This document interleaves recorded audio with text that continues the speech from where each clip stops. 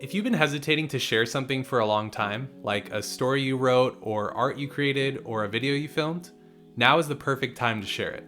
But maybe you're thinking, wait, I'm not ready to put myself out there yet. And you probably have one of these reasons in your mind. I don't have any unique advantages over anybody else. I'm not skilled enough to share my stuff yet. I'm not an expert, so my input doesn't really matter. No one's gonna even notice, or they will notice and they'll think I'm horrible. And I don't have anything new or original to add. Let me start by at least validating those feelings. We all have felt that way at one point or another, and most of us probably still do sometimes. It's really natural to be worried about sharing something that you've made or done. But the first step is admitting that fear to yourself, and then you can start pushing past the doubts. And there's something really important to realize when you consider each of those fears that I just mentioned. You can already find an advantage you have in response to each of them. So what do I mean by that? Let's break it down one at a time.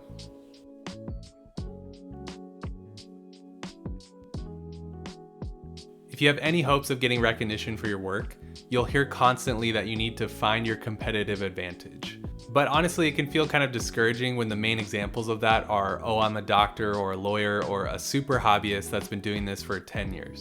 And it's really easy to just think, oh man, so now I have to get years of experience or have some crazy success story before I can get started. But that's not true. You already have a unique advantage. It may sound a little bit cheesy, but it's the you advantage. You are the only person that has your life experience. You have a unique combination of inspirations, perspectives, and passions. Like, even if you're the millionth person to talk about biking or gaming or painting or anything like that, you have your own experience to offer. You can make things interesting with your way of storytelling or the ways it specifically impacted your life. Your competitive advantage is not necessarily some skill you have that others don't. It's the angle that only you can bring.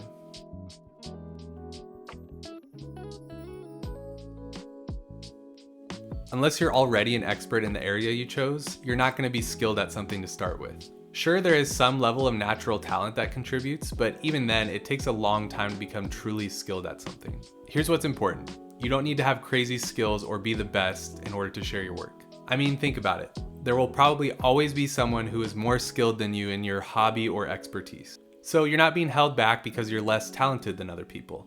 The point is that you can share your work regardless of other people because you just want to share it.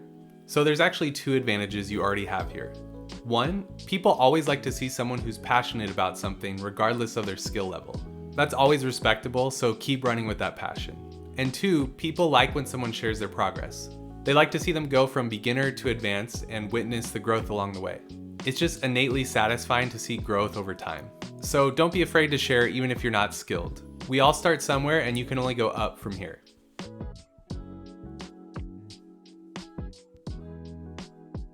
The credentials fallacy is extremely common.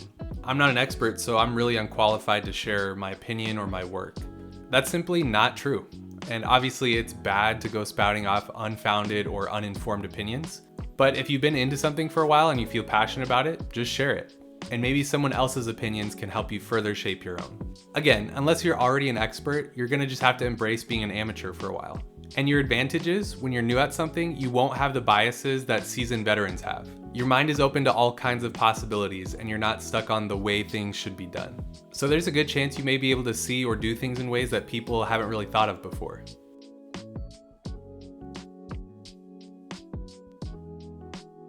Let's start with the reality.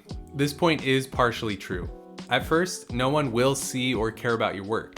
And it's important to remember that nobody's really entitled to any recognition. Even if you're super proud of what you've done, nobody will know who you are at the beginning. Like anything else, you build up a reputation over time with more exposure and experience.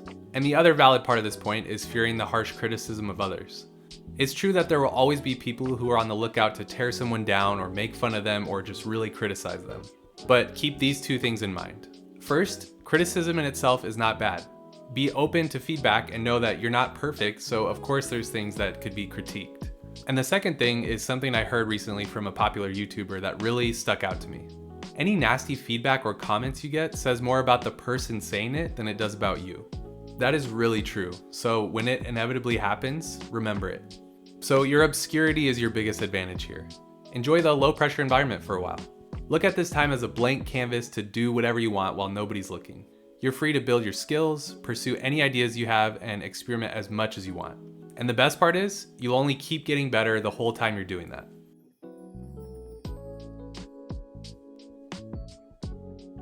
Right off the bat, there's a really simple answer to this. No one and nothing is truly original. And maybe you hear that a lot and you think, yeah, whatever, I know someone that did something super amazing, or I see these original ideas all over the place. The truth is, anything original just comes from combinations or evolutions of things that have already been done, period. Originality doesn't mean coming up with something out of thin air or just being struck with a creative revelation. It means using your own diverse sources of inspiration to take something and make it into your own. And obvious caveats here, don't actually steal or plagiarize anything. Use your best judgment when you're taking inspiration from others, but don't be afraid to emulate them, and always credit people where credit is due. All of us have inspirations that we can aspire to. So we've addressed some of the most common roadblocks to getting started. I'm sure there are plenty more reasons we didn't cover that could be holding you back, but the reality is, nothing will happen if you stand on the end of that diving board forever.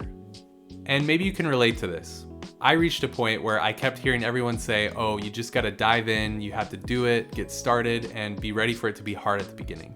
I got really sick of it because I thought, oh, that's easy for you to say. You already have success and you have all kinds of experience and all these skills, and I just don't have that.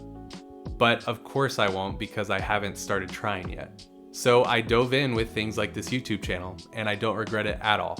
There's not a right time to get started, so just go for it.